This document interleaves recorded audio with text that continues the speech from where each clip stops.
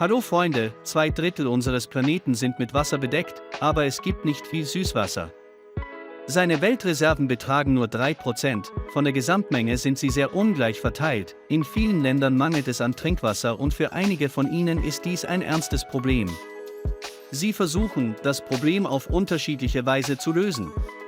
Eines der ehrgeizigsten Projekte wurde vielleicht von Muammar Gaddafi in Libyen versucht. Seine erstaunliche Schöpfung ist als künstlicher Fluss bekannt. Erfahren Sie heute mehr. Schauen Sie sich das Video bis zum Ende an und notieren Sie Ihre Schlussfolgerungen und Kommentare. 90% der Fläche Libyens sind Wüste, es regnet fast nie. Gleichzeitig verdunstet Feuchtigkeit aufgrund der hohen Lufttemperatur sehr schnell. In manchen Regionen fällt 5 bis 10 Jahre lang kein Niederschlag. Mitte des 20. Jahrhunderts suchten die Gesichter in der Sahara nach Öl, stießen aber stattdessen auf etwas, das für sie nicht weniger wertvoll war, die nubische wasserdichte Schicht. Die größte bekannte unterirdische Quelle für fossiles Süßwasser liegt in der östlichen Sahara und erstreckt sich über eine Fläche von etwas mehr als 2 Millionen Quadratkilometern, deckt die Grenzen von 4 Ländern im Nordosten Afrikas ab. Die Wasserreserven sind unvorstellbar und erreichen 1000 Kubikkilometer. In den 1960er Jahren tauchten Überlegungen zum Bau eines riesigen Bewässerungssystems auf. Alles begann erst in der ersten Hälfte der 80er Jahre. Muammar Gaddafi startete ein großes Bauprojekt, der libysche Diktator wollte Wasser aus der Erde holen und seinen Transport in nördliche Städte sicherstellen. Nach optimistischsten Schätzungen dürften die entdeckten Reserven der Erde 4800 Jahre reichen. Jährlich würden bis zu 1,5 Milliarden Kubikmeter Wasser entnommen. Das Projekt war in 5 Phasen unterteilt. Zunächst wurde eine Anlage zur Herstellung riesiger 80 Tonnen Rohre gebaut, die problemlos als Autotürme dienen könnten. Insgesamt wurden mehr als 500.000 Rohre mit einem Durchmesser von 4 m hergestellt. Aus diesen wurde der Hauptteil der Pipeline zur Wasserversorgung gebaut, so dass ein großer künstlicher Fluss entstehen konnte.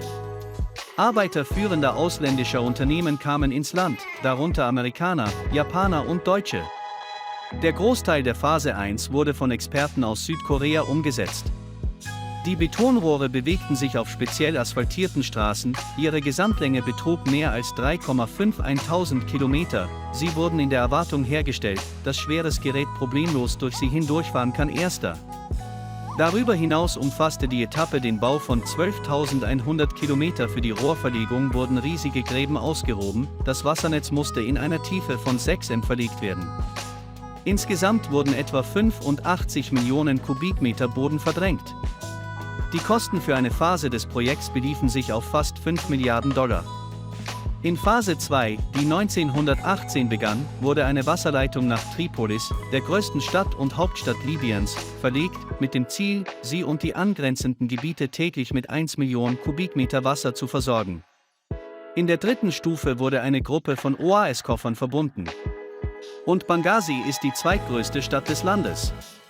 In den letzten beiden Etappen sollte eine Abzweigung zur Stadt Tobruk gebaut werden. Alles sollte an ein System in der Nähe der Stadt Sirte angeschlossen werden. Das Ergebnis war ein riesiges System von Aquäduktrohren und Reservoirs. Insgesamt wurden mehr als 1300 Brunnen gebohrt, ein erheblicher Teil davon hat eine Tiefe von mehr als 500 m. Viele der geplanten Abschnitte begannen zu funktionieren, ein riesiges Aquädukt erstreckte sich über mehr als 3000 Kilometer und begann, Wasser von 4 Hauptgrundwassern zu tragenden Schichten im Süden Libyens zu transportieren. Vor Beginn des Bürgerkriegs im Jahr 2011 konnten 3 der 5 Abschnitte in Betrieb genommen werden umgesetzt werden. Und um fortzufahren mit Hilfe eines großen künstlichen Flusses konnten die Libyer 6,5 Millionen Kubikmeter Süßwasser für 4,5 Millionen Menschen bereitstellen, um Städte und besiedelte Gebiete zu versorgen. Die Landwirtschaft machte 70% des Verbrauchs aus. Dank des Projekts entstanden im Land große landwirtschaftliche Betriebe. Sie begannen, Weizen, Gerste, Gemüse und Zitrusfrüchte anzubauen. Der große künstliche Fluss sollte ursprünglich nicht nur die Bevölkerung mit Wasser versorgen, sondern auch die Abhängigkeit von importierten Produkten verringern. Dadurch stellte sich heraus, dass die Ausweitung der Grünzone im Norden und Westen des Landes dazu beitrug, eine weitere Ausbreitung der Wüste zu verhindern. Der große Bau kostete Libyen laut verschiedenen Quellen eine beeindruckende Summe, Die Gesamtkosten des Projekts würden sich auf etwa 24 Milliarden Dollar belaufen. Die meisten Pläne wurden bereits umgesetzt. Die Fertigstellung des Projekts war für etwa 2015 geplant. Interessant ist, dass das Land alles alleine bewältigen konnte. Das Geld stammte aus Tabak- und Treibstoffsteuern sowie Öleinnahmen. Aber wir werden wahrscheinlich nie etwas über die lokale Bevölkerung erfahren. Die ganze Welt wusste, dass Gaddafi ein blutiger Tyrann war, sein Regime galt im Westen als Quelle des internationalen Terrorismus. Es gibt jedoch noch einen weiteren Standpunkt. Einige halten ihn weiterhin für einen talentierten Politiker und virtuosen Führer, der viel für die einfachen Libyer getan hat.